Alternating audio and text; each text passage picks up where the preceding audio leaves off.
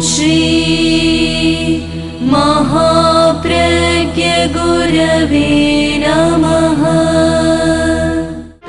जिसके सांसों में रहता है शाश्वत शांति का स्पंदन, उस महाप्रज्ञ को वंदन, उस महाप्रज्ञ को वंदन। सत्य अहिंसा अनेकांत को अर्पित जिसका तन मन, उस महाप्रज्ञ को वंदन, उस महाप्रज्ञ को वंदन। जिसके सांसों में रहता है शाश्वत शांति का स्पंदन, उस महाप्रज्ञ को वंदन, उस महाप्रज्ञ को वंदन।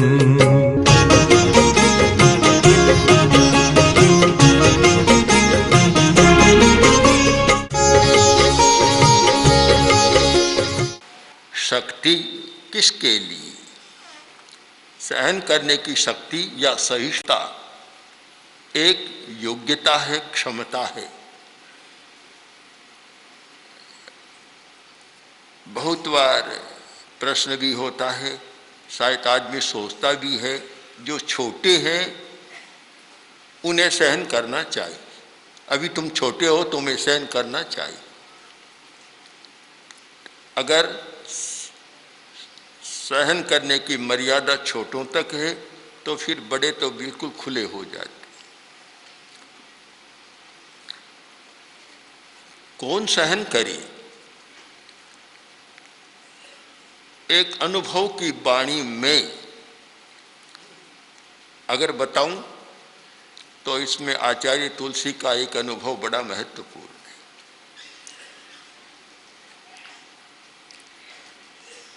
आचार्य नहीं सोढ़व्यम क्षांति संग समृद्धये।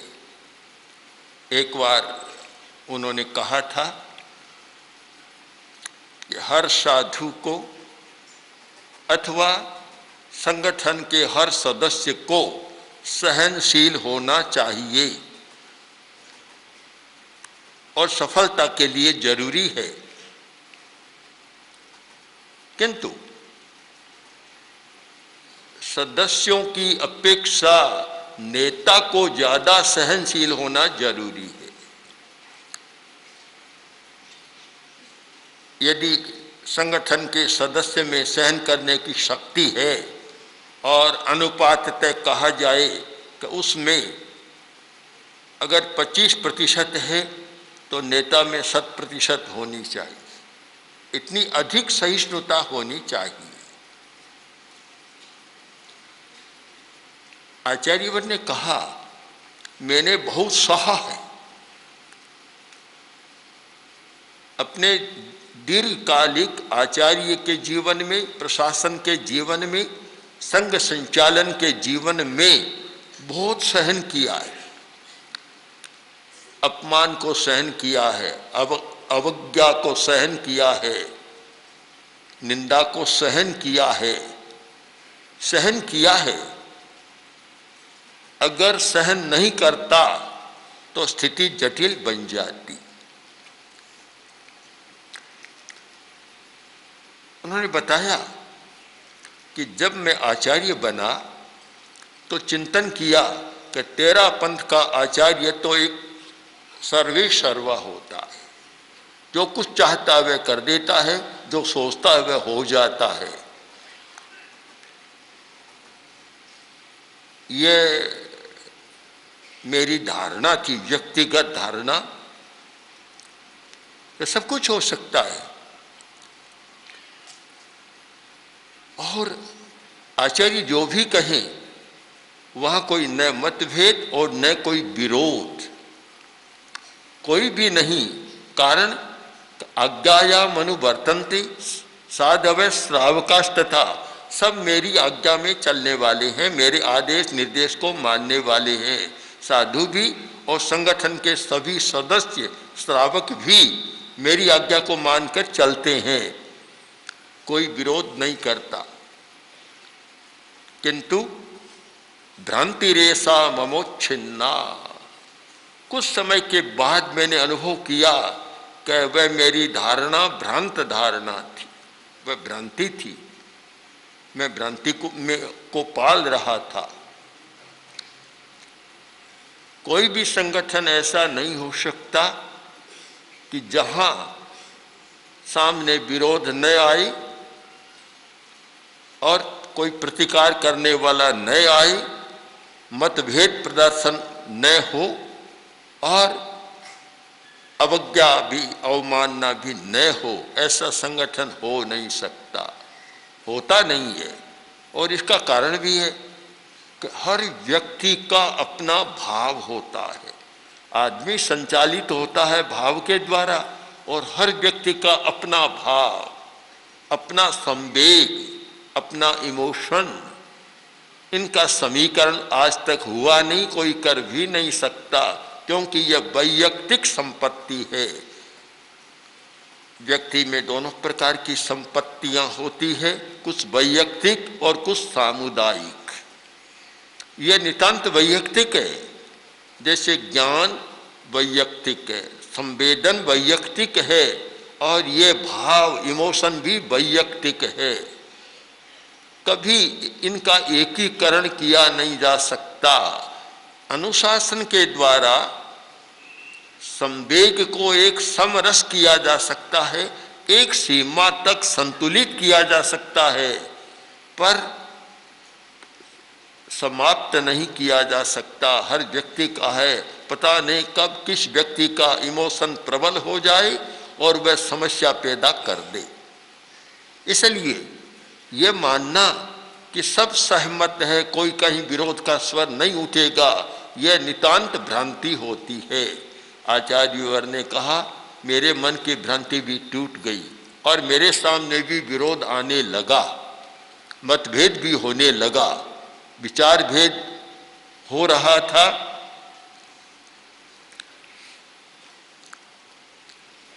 तो विरोध होने लगा, तो फिर क्या करें?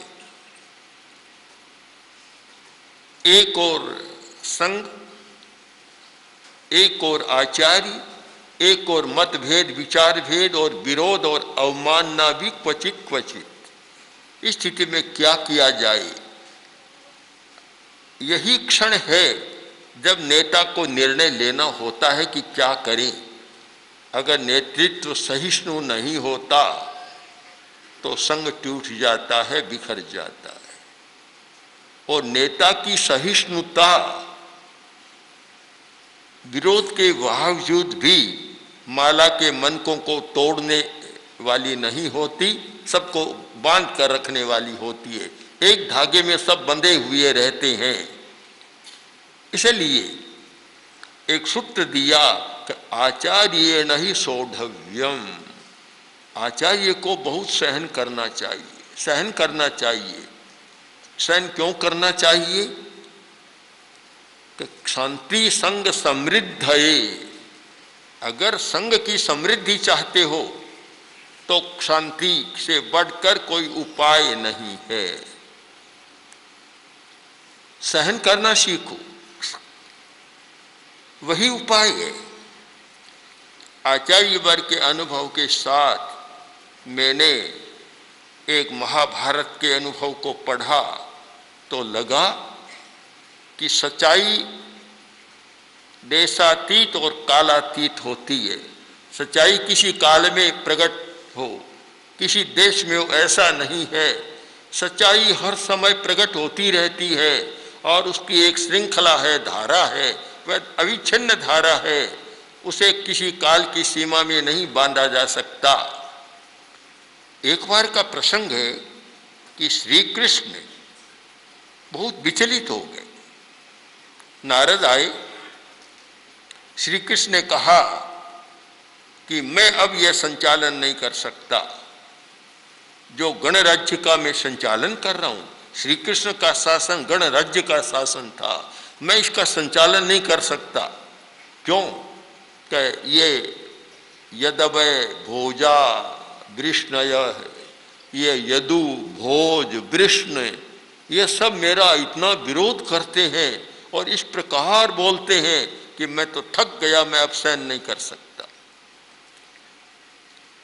तब नारद ने कहा, श्री कृष्ण थोड़ा गहराई से चिंतन करो। आदमी शत्रु को तो लोह शस्त्र से परास्त कर सकता है, उन पर विजय पा सकता है शत्रुओं पर, किंतु जहां अपना परिवार है, आय से न शस्त्रेण, वह आय शस्त्र काम नहीं देता, लोह का शस्त्र काम नहीं देता, वहां तो मृदु शस्त्र देता है काम, मृदुता का शस्त्र काम देता है। वहाँ लोह बाण भी काम नहीं देते, लोह का भाला भी काम नहीं देता और तलवार भी काम नहीं देती। तो तुम अपनी परिषद में अब आय शस्त्रों की बात मत सोचो, मृदुता के शस्त्र की बात सोचो, सब कुछ ठीक हो जाएगा। नारद ने ये मृदुता का, सहनशीलता का एक संबोध सामने रखा था। कोई भी नेता हो और बात बात में उखड़ जाता है, आवेश में आ जाता है, सहिष्णु नहीं होता, अपने सदस्यों की बात को सुन भी नहीं पाता, सुनने का प्रयत्न भी नहीं करता, वह कभी सफलता के साथ संगठन का नेतृत्व नहीं कर सकता। बहुत गंभीरता से हम इस पर चिंतन करें कि जिस व्यक्ति के हाथ में हजारों, लाखों, सैकड़ों व्यक्तियों के संचालन की डोर होती है और वह अगर बात बात में अधीर हो जाता है, तो फिर कोई भी संगठन आधार युक्त नहीं रहता, आधारहीन निराधार हो जाता है। इसलिए आवश्यक है सहिष्णुता। संगठन को बांध कर रखने वाली एक कोई रस्सी, रज्जू है, एक कोई डोर है, तो वह है सहिष्णुता। कितना सहन करना पड़ता है। तो फिर प्रश्न है, क्यों सहन करना चाहिए? नेता तो शक्तिशाली होता है, सर्वशक्ति मुखिया होता है, वह सहन क्यों करे? जो छोटे हैं वे सहन करें, बड़ा आदमी सहन क्यों करे? तो एक कारण बतलाया कि क्षांति संग समृद्ध ये। अगर नेता चाहता है कि मेरा संगठन समृद्ध रहे, गतिशील रहे, वैभवशाली रहे, महत्वपूर्ण रहे, तो फिर शांति सहिष्णुता के सिवाय कोई उपाय नहीं है। और हर नेता चाहता भी है मेरा संगठन अच्छा रहे। अच्छा रहने का सूत्र क्या है?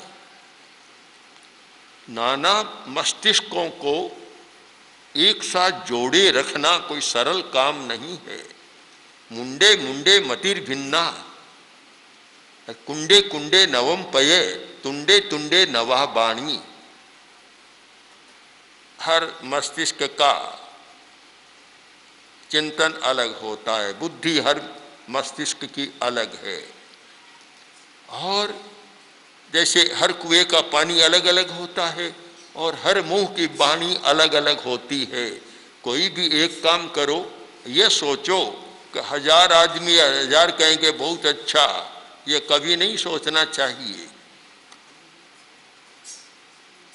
200, 400, 500 समर्थन करने वाले मिल जाएंगे, तो 100, 200 मौन रहने वाले मिल जाएंगे, 100, 200 समालोचना करने और तीखी बात कहने वाले भी मिल जाएंगे, व्यंग्य करने वाले भी मिल जाएंगे। यह नेता को हमेशा मानकर चलना चाहिए। जो मुखिया है वह एकाकार सबको देखना चाहिए, ये कभी संभव नहीं है। मानवीय प्रकृति का विश्लेषण करें, मानवीय प्रकृति का अध्ययन करें तो पता चलेगा कि कोई भी ये सोचता है कि सब एक समान, तो वह निरा भ्रांति का जीवन जीता है। उसे मान के चलना चाहिए कि जो काम करनी है वह मुझे करना है, अब दूसरे क्या कहेंगे उसे एक बार गौण करना होता है। क्या अच्छा बतलाएंगे या बुरा बतलाएंगे, निंदा करेंगे या सम्मान करेंगे? अगर इन बातों में उलझ जाए तो कोई काम दुनिया में हो नहीं सकता। प्रसिद्ध मनोवृत्ति की बात है, सब जानते हैं। कहते हैं ना कि चढ़े तो भी हंसी, पैदल चले तो भी हंसी। पिता पुत्र दोनों जा रहे थे, मरियल से घोड़ी थी, दोनों चढ़ गए। लोग कहते हैं देखो कितने निर्दय है, मरियल घोड़ी दो लद गए ऊपर। तो एक उतर गया, पिता उतर गया, तो आगे चले। लोगों ने कहा देखो कैसे मूर्ख आदमी है, बूढ़ा तो नीचे चल रहा है, जो जवान है वह लदे बैठा है। तो भी अच्छा नहीं, तो फिर पिता चढ़ गया, लड़का उतर गया। तो लोग कहते हैं देखो ये तो बड़ा आदमी है, चढ़े चल रहा है, बेचारा छोटा लड़का पीछे पीछे चल रहा है, पैदल चल रहा है, दया नहीं आती इसको। दोनों उतर गए, अब तो ठीक, अब कोई कहने की बात नहीं है। तो लोगों ने कहना शुरू कर दिया कितने मूर्ख है, घोड़ी तो खाली चल रही है, दोनों पैदल चल रहे हैं, कहाँ जाए आदमी। अगर अपनी क्षमता का विकास न हो और दूसरों के भरोसे कोई चले तो कभी सफलता तक पहुंच नहीं सकते। अपने विश्वास के साथ चलना है और उस विश्वास में चलते चलते विरोध, संघर्ष, समस्याएं आती है, उन्हें संभाव से सहन करना और क्षमा शक्ति का परिचय देना। किस लिए?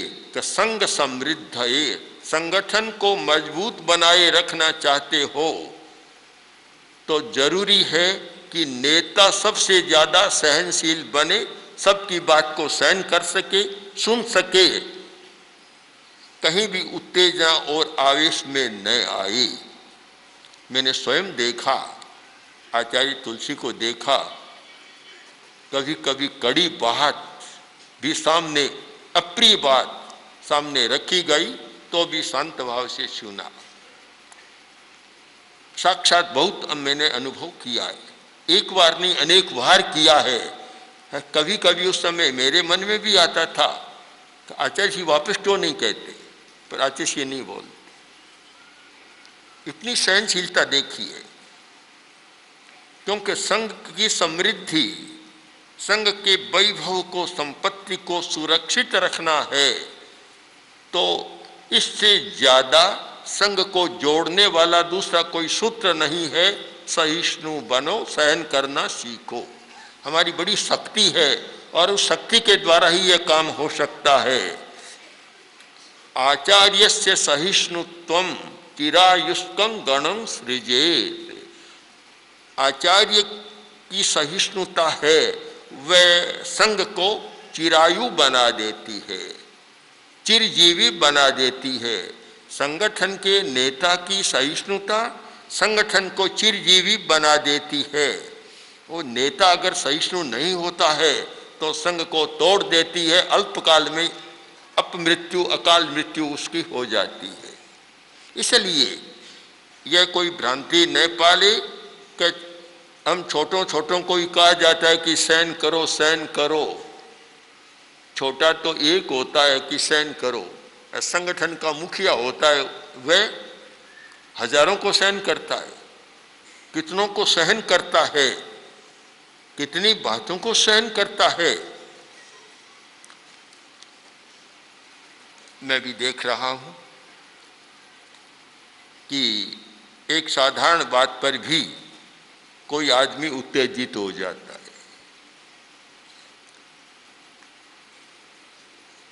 व्यवस्था की कि बस इससे आगे मत आओ।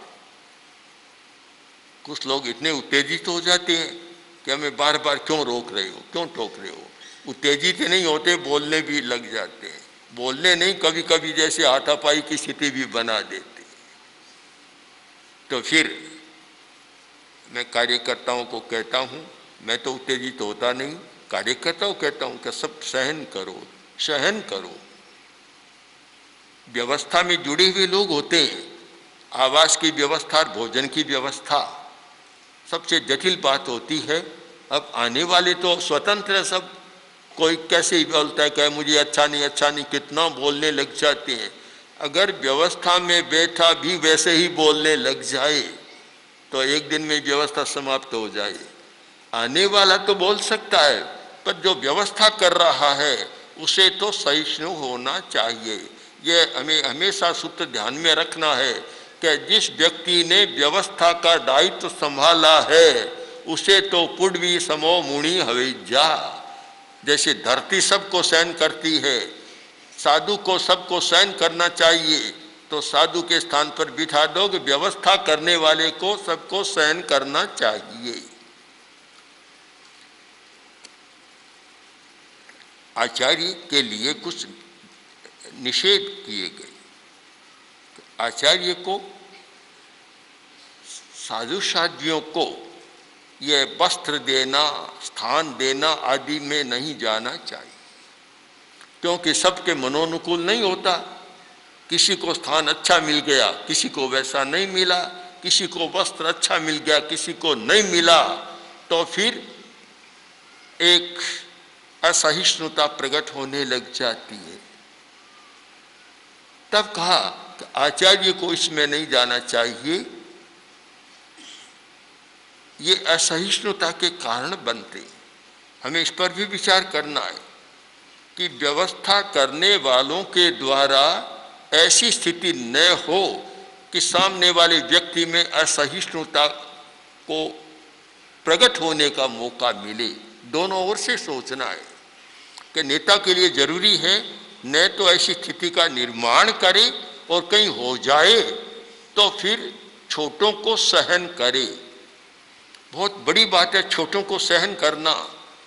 अगर सास बहू को सहन न करे तो फिर वह सास भी काम की नहीं होती।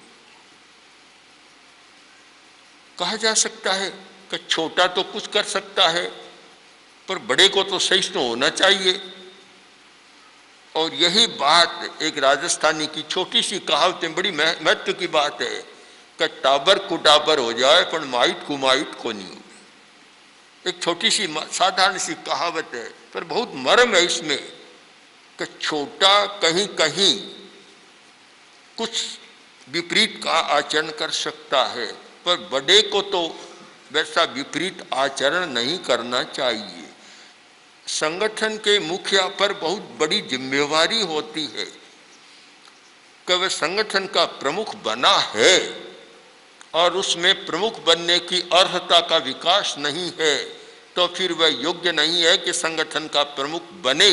और संगठन के प्रमुख बनने की कुछ कसौटियां, उनमें एक बड़ी कसौटी है सहन करने की शक्ति, सहिष्णुता का विकास, मृदुता का विकास। अगर ये नहीं है तो वह संगठन अच्छा नहीं हो सकता। ओम श्री महाप्रज्ञ गुरवे नमः। ओम श्री महाप्रज्ञ गुरवे नमः। ओम श्री महाप्रज्ञ गुरवे